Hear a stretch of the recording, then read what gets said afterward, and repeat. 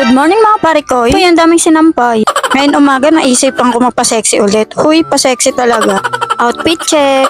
Yes mga pare ko, naisipan ko mag-jogging ngayong umaga. Dahil ito na nga lang yung free time ko para makapag-jogging. Pagpasensyahan nyo ng kalsada dahil niligoan ng nanay ko yung aso namin. Speaking of nanay, ayan, rumampa pa nga sa video. Siyempre dapat may exposure siya.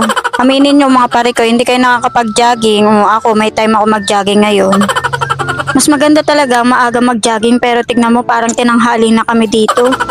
Pero 6:30 pa lang pero tirik na tirik yung araw. Sinimulan na nga namin tumakbo dito. Ay napakaganda naman talaga ng kalangitan. Kaya naisipan ko rin talaga mag-jogging ngayon dahil ang ganda ng panahon. Sana ganito na lang lagi ang panahon kapag nagja-jogging kami. Minsan kasi umuulan kapag nagja-jogging kami. Hindi namin kasama dyan si Onis, yung anak ko. Gawa ng oras na natulog kagabi kaya iniwan na namin. Kaya kaming tatlo na lang nag-jogging. At nandito na nga kami sa destinasyon ng aming pag-jogging. Dito sa 13 Martires Memorial Park. Kaya magja-jogging lang kami sa loob.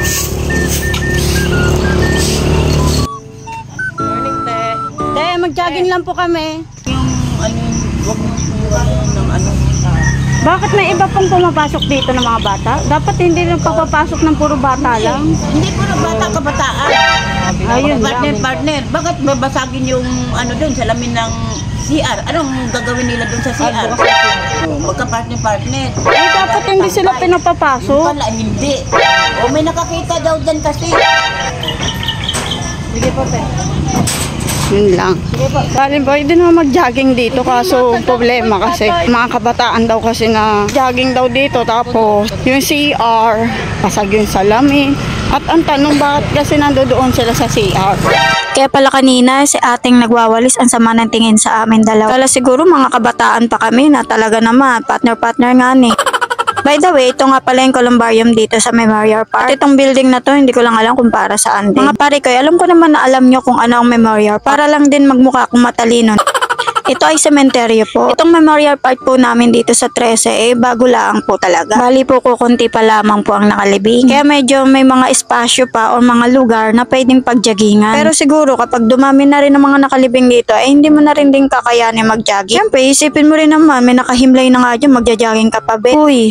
Bali, naghahanap pa kami dito kung saan pwede kami mag-jogging. Isa nga pala ito sa mga CR na sinasabi ni ate. Pero hindi ko lang alam kung ito talaga yung CR na sinasabi ni ate na basag yung bintana. CR ba dito? Oh, sarado nga eh. Sinarado na nga nila yung mga CR dito. Yung tuloy, sinarado tuloy yung mga CR dito sa sementeryo. Pero siguro bubuksan din naman yan kapag may mga event. Tulad ng mga holidays, All Saints Day at araw ng mga patay. Ito tayo. At nakahanap na rin kami ng perfect spot ng pagjajagingan namin. Buti na lang hindi pa masyado tirik ang araw at nag-start na kami mag-jogging. At habang nagja-jogging kami, nakita namin sa gitna ng sementeryo itong puno na to. Pare kaya ang ganda tignan na itong puno na to sa gitna. Nag-stop over muna kami dito, naglilim muna kami at nag-stretching kami dito sa ilalim ng puno. Parang alam mo yun mga pare ko, yung pakiramdam na parang nasa isa kang teleserye be. Basta ganun ang ambience dito. Ang sarap sa pakiramdam lang. Tinuloy na nga rin namin mag-jogging sa mga oras na ito. Tirik na nga talaga ang araw. Hanggang sa mapadpad na nga kami dito sa dulo. Dito sa may CR na sinasabi ni ate. Ayun yata yung sinasabi doon sa may guard na nabasag ng mga bata. No? Kabataan. Ay nako, kabataan na nga ngayon. Makasabi naman ako ng kabataan, nakala mo naman talaga ang tanda-tanda ko na be. Hiningal na nga mga pare ko nyo, kaya medyo naglakad-lakad muna kami neto. Ito ang itsura ng Memorial Park na wala pang mga nakalibing. Diba napakalawak niya pa at hindi naman talaga kami doon mismo sa mga pundot nag-jogging. Dito lang sa mga wala pang mga nakalibing. Kaya ikaw pare ko magpalakas ha, alam ko lahat tayo pupunta dito. At hiningal na nga mga person nyo dito, pawis na pawis. Nagmumuni-muni muna kami dito habang nagpapahinga kami. Nung kaawin? Awin. Ba't na yung video?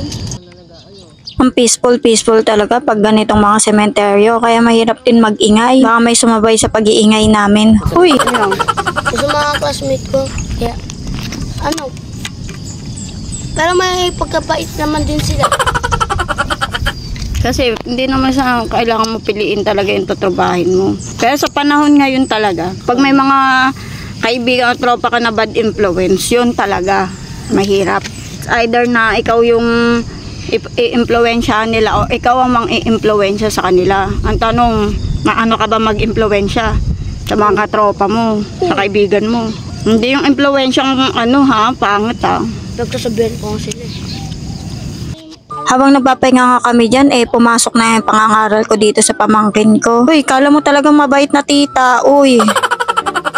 Hindi, ganito kasi mga pare ko. Medyo may sinasabi lang yung pamangkin ko about sa mga pambubuli, mga ganun ba. Alam nyo naman ngayon sa henerasyon natin ngayon, mga kabataan ay talaga naman, matatapang talaga be. Kaya naman talaga, napaka-importante talaga na nakakausap natin mga bata ngayon at kabataan. At nag-jogging na nga muna ulit kami mga pare ko. Nag-isang ikot pa nga ulit kami dito sa Memorial Park. At hingal kabayo na nga itong mga kasama ko sa pagja-jogging. At hiningal na nga rin ang inyong pare ko. Ganito talaga pag hindi sanay mag-jogging. Ano? Yung konting jogging lang hingal-hingal ka na talaga be. Wala kayong pasok mga hanggang. Ay naku pare ko, hingal kabayo na nga ang pare ko inyo.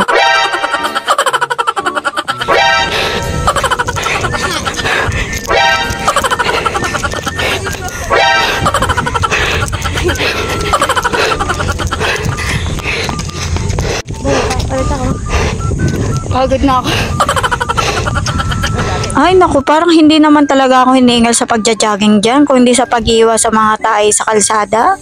Dito meron din kami pala napansin na mga nakalibing, pero maliliit lang siya. Siguro mga baby pa ang mga nakalibing dito. At buti na lang umi-stop talaga kami pag may nakikita kaming mga nakalibing. Yun lang for today's video mga pare ko. Goodbye!